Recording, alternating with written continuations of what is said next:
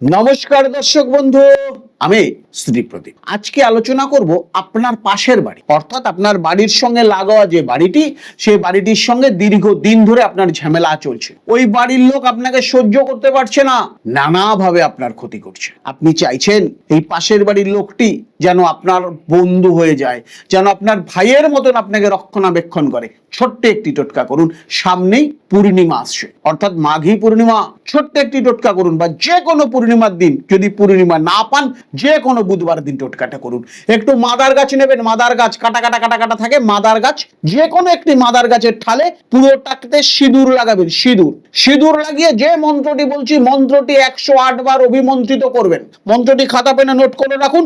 ওম নম মহাযক্ষিণী মে বৈশ্য, বৈশ্যর পরে ওই বাড়ির যে লোক আছে তার নাম কুরু কুরু স্বাহা।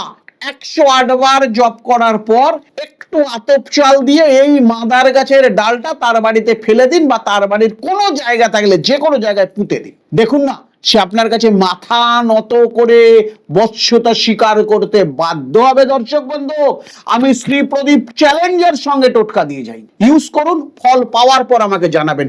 আজকের মতন বিদায়। সুস্থ থাকুন, ভালো থাকুন।